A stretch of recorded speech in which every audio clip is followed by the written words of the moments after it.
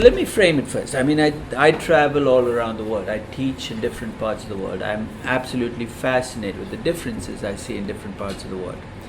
And so whenever I have to go to a country for the first time, my first work is I can't just take my teaching notes from the US and take them to some other part of the world and just talk about Disney every part of the world. I love Disney as a company, but I can't use Disney as my example or Facebook as my example all over the world. I think that to do valuation, you got to relate to local examples, deal with local currencies, because that's how you make this real for people on the ground. So when I was invited to come to Uruguay, and I'm lazy, I usually don't start my work till about 6 weeks before my trip saying, okay, let me go find a company. I did what I do in every other country I've gone to, whether it's Vietnam or Mongolia or Kazakhstan, all the countries that I've gone to. I go look for publicly traded companies in that countries to start my research going, because I know I can look at a company, I can look at how it does locally. And I looked for a list of Uruguayan companies, and my list came back as null and void. I said, maybe I misspelled the name of the country, and I tried it again. No company showing up. And then I said, oh, maybe I'll go do Google search. Maybe my S&P Capital IQ database is not capturing Uruguayan companies. And I went and did a Google search, and Google said, I can't find any publicly traded companies either. So at this stage, I was a little puzzled, because this has never happened to me in a country where I've looked for companies and can't find any. So I had to kind of look outside the market, and I was reaching. And so that was my, so one of the first questions I had when I got here was, hey, what's going on? Where are your publicly traded companies? And I won't claim to be even close to conversant with Uruguay as it is, but here are my hypotheses for why Uruguay has kind of evolved the way it has. The first is it seems to be almost a culture of fixed income drives the way people invest. I don't know where it goes back to, but people want returns, but they don't want downside, which goes against everything in an equity culture, which is you got to be willing to lose money. So that struck me as the first potential reason is if you start to offer equity to investors, maybe they don't want to deal with the downsides of equity.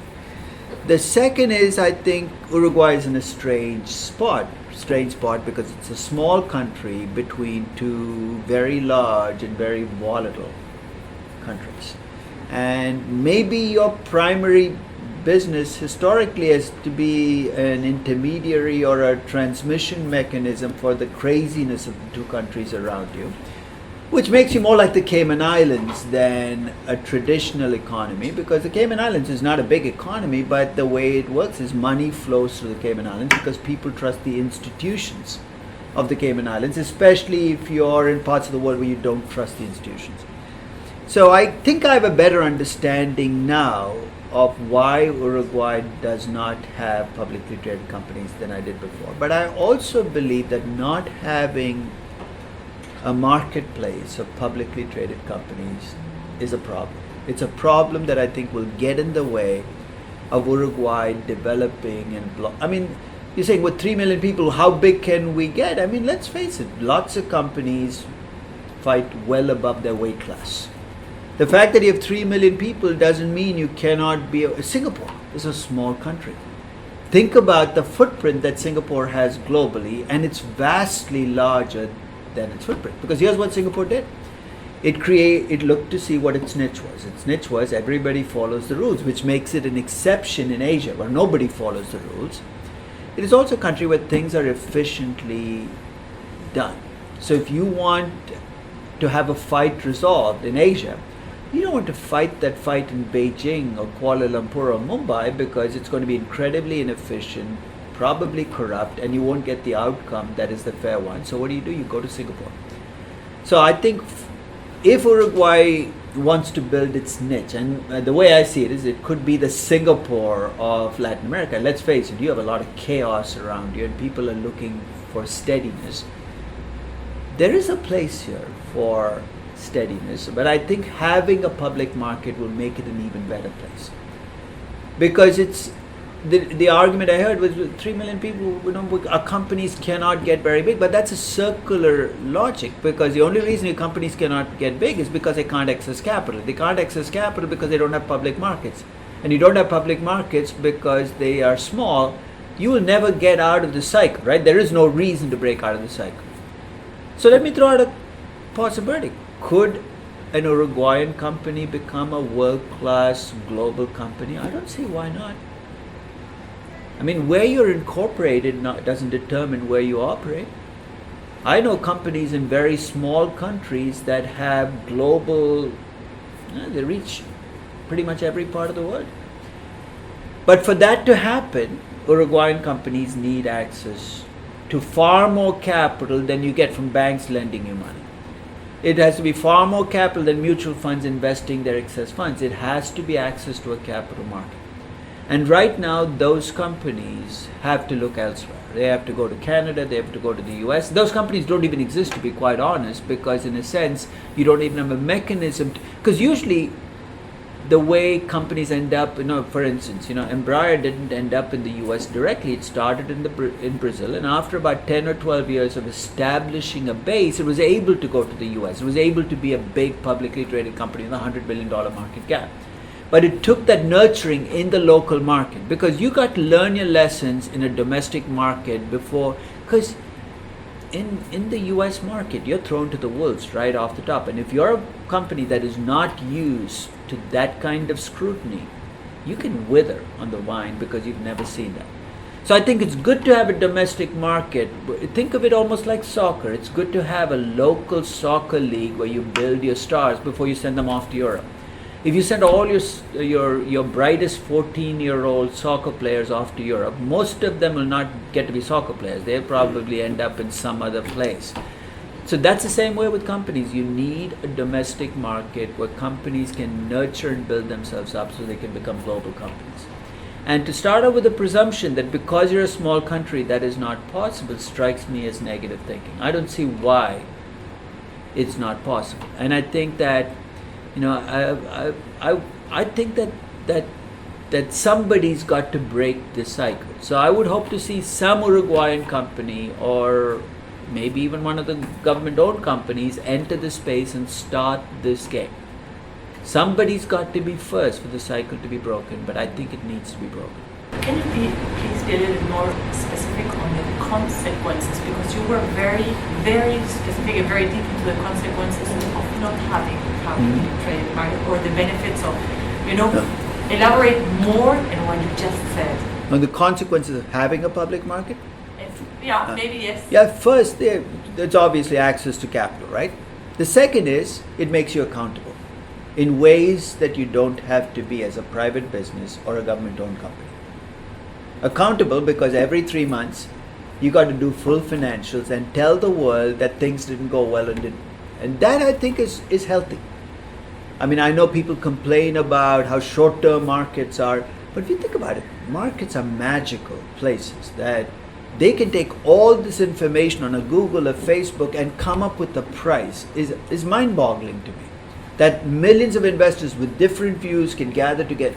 We underestimate how much information having a market price gives you. I'll give you an example. When I value a company, it's a private company without a market price.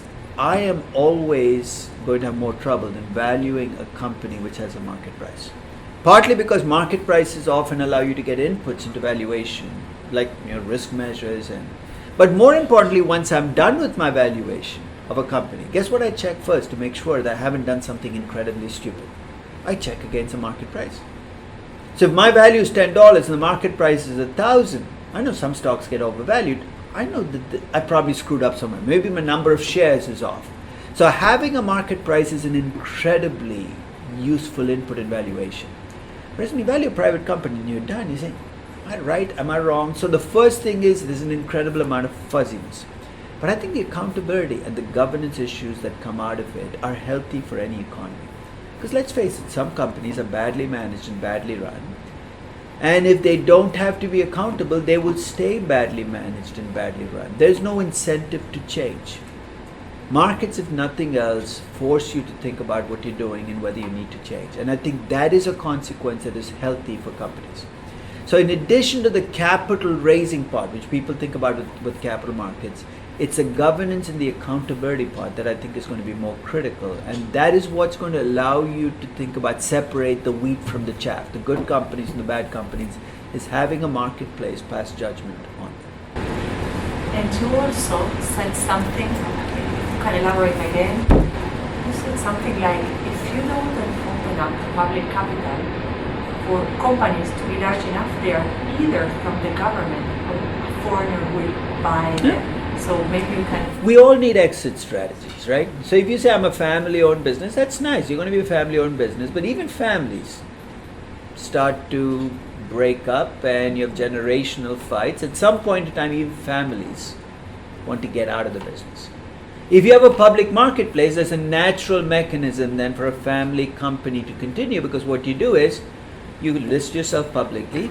The parts of the family that are no longer interested in running the business cash out by selling to public investors, and the family business survives as a traditional company exists. But if you're a family business and there is no public market and you want to exit, there's only one place to do it, right? You have to sell to somebody, and that somebody is going to be big and from outside your country, almost by definition. So your very best companies will end up being subsidiaries to the Coca-Colas, the Nestle's, the Newmonts of the world, simply because they have no other option.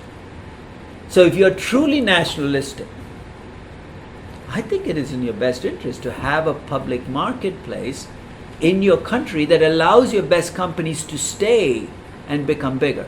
So this again is part of that self-fulfilling prophecy. When I ask you, why aren't there any big Uruguayan companies? The answer might not be because you're only 3 million people.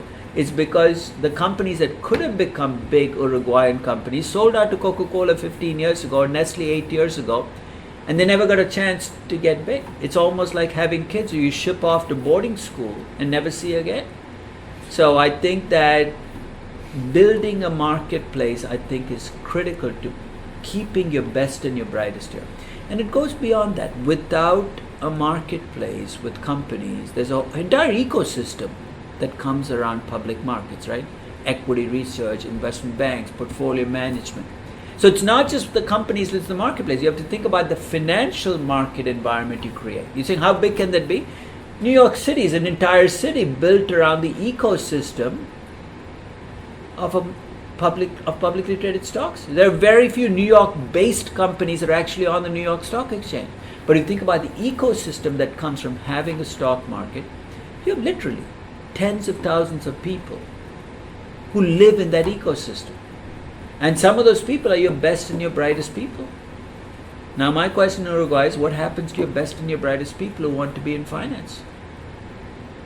You're probably losing them to trade in Tokyo or London or New York. And that's part of keeping your best and your brightest as well, is some of them would still go to New York to get the experience, but at least you have a market locally. They can come back and say, now I'm going to manage money. I'm going to run a portfolio.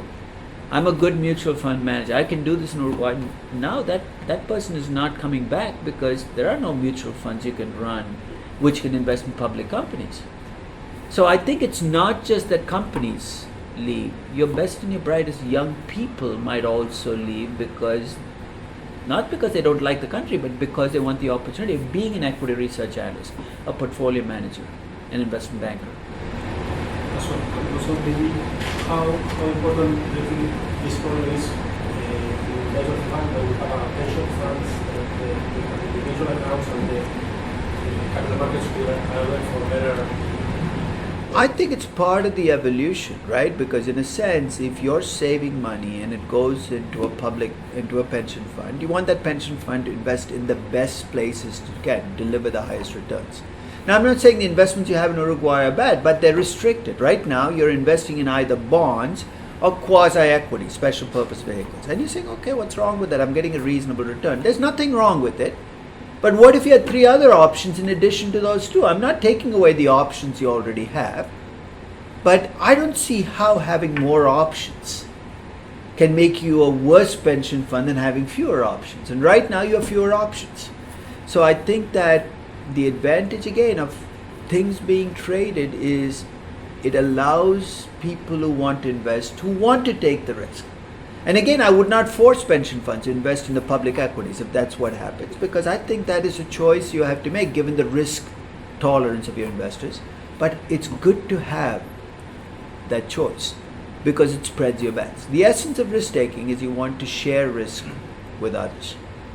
The risk sharing in Uruguay is very limited because that's what capital markets allow you to do. It allows you to share risks with others, right?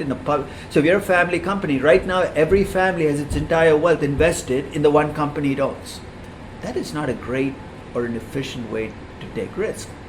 By giving you a choice of going public, I'm giving you a chance to share that risk and perhaps get a better trade-off on risk and return.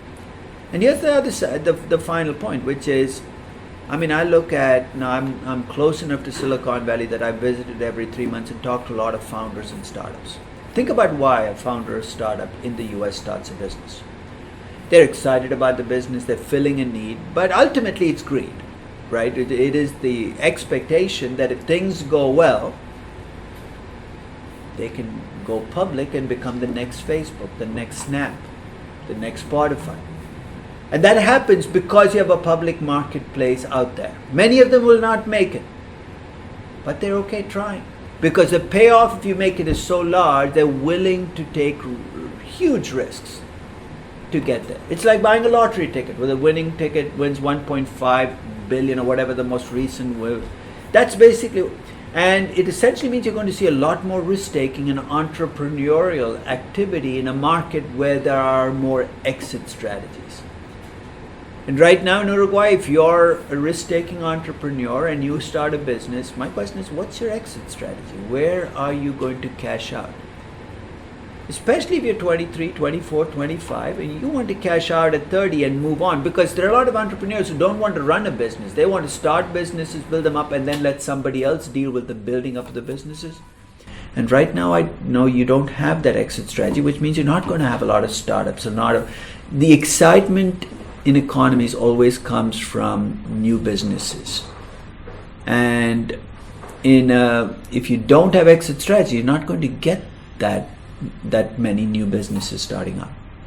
So what do you think is the role of venture capitalists in an economy? In fact, venture capitalists would not exist without public markets in the US. Right? Because in a sense, as a VC, your exit strategy is usually, if you look at a VC valuation of a company, it's usually a 3-year time horizon. At the end of 3 years, what happens? You put an exit multiple where you're going to take the company public. In fact, let's do an experiment. Let's suppose tomorrow I shut down the public markets in the US. Venture capital will die on the vine. Right? Because if I take away, because no venture capitalist wants to hold on to a company for 25 years. That's the definition of a failure. If I take away your biggest exit strategy, you're not going to invest venture capital. So this is that ripple effect. So if you say there are no venture capital, there are very few venture capitalists in Uruguay, why would I want to be a venture capitalist if I can't exit? So there are these ripple effects that come from not having public markets where that liquidity you get of being able to get, because that's what you lack, right? Because you don't have liquidity in the equity. It's not that you don't have equity. You have equity in your private businesses, but that equity is essentially illiquid. And having a liquidity option, the capacity, I'll tell you, for instance, in the US, one of the things that's increased the amount of entrepreneurial activity in the US is you now have a private share market where you can actually get rid of shares of private businesses. That's why when Facebook went public, people already knew what price was going to go public at, because they had 3 years of transactions, a private share market where owners could buy and sell shares. The liquidity that you create by having that is what allows you to take risks, because if you make a mistake, then you can get out. If you cannot get out, you're going to take far fewer risks. So there's this entire, the effects of not having a public marketplace spread far and wide past, hey, it's a source of capital. Because I've heard people say, well, if I don't need the capital, why would I need a public marketplace? We already have mutual funds with more money than they need. They can provide me all the capital I want. Why would I need a public marketplace? That's assuming that a public marketplace is there for one reason and one reason alone, which is to supply capital. It's one of very many roles that a public market provides. and the other roles might actually be more important. You were very clear on the benefits of having publicly an equity market, and on the negative of not having it. It's a very tough question. How do we start developing it? What should be done? What should the Somebody's got to break the ice. You can't do it collectively, right? In a sense, it's not like a societal or a government thing that's going to be done. It has to be a company that says, I know this is not done, but we're actually going to list on the exchange. Somebody's got to do this. So I would look around at your most successful family businesses. I would look at family businesses where the CEO is in his 70s, perhaps 80s, and has kids who don't really want to run the business, and he's looking to exit, and he's thinking about selling to a US company or a European company, and suggest to him that perhaps that you might want to be the first one to actually, and I would appeal to a sense of patriotic responsibility. Hey, it's riskier than selling it, but what's to lose? But somebody's got to break the ice. Either that, or if the government wants to do it, it's very simple. Take one of your government-owned companies and list it. Yeah. Make it a public company. And it's got to be a company where you have ambitions that go beyond Uruguay. Right? So because if it's your water company and all your customers, but if your power, I heard that the Uruguayan power company is actually one of the more innovative power companies around. They've replaced, they've got green energy investments. And if you're an innovative power company, why would you need to just be Uruguay based? Maybe you want to be the Latin American power company.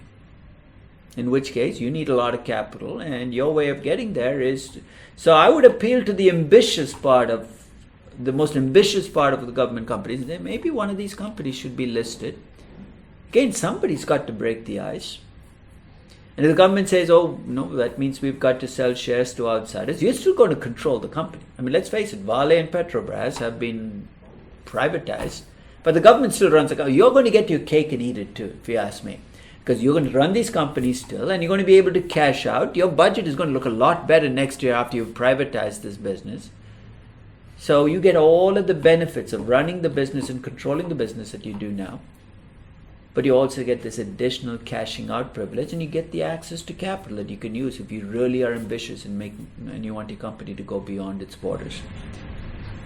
And in terms of corporate governance, what kind of adjustments do firms do in terms of when transitioning to the capital market? Well, to be quite honest with that government company privatized, my first instinct will be that nothing's going to change. The same board of directors is still going to be there next year. The same decision makers are going to be there.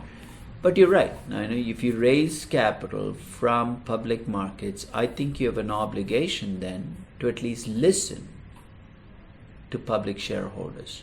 You don't have to do what they ask you to do. In fact, you have the power to just say, go away. But I think you need to listen. And I think that's healthy.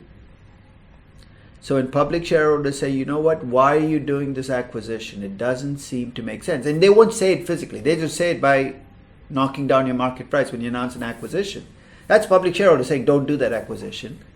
I tell managers, look, I know markets make mistakes.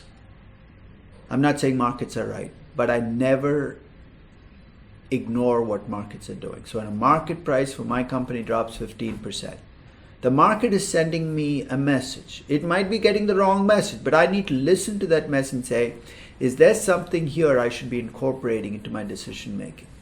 So I think that's the change that's going to come about, is you're going to get some bearers. Right now what you have are the equivalent of the old royal courts. The king sits there and nobody brings bad news. Right? Because essentially, if you bring bad news, they chop off your head. So you have a lot of people saying, everything's great, no? Because that's the nature of completely controlled environments. Anybody who causes the environment to kind of go into chaos gets pushed out of the system. When you open yourself to public markets, things get a little more chaotic and uncontrolled. But we live in a chaotic and uncontrolled world, and perhaps it's best to listen to that feedback when you get it, because it might make you a better company.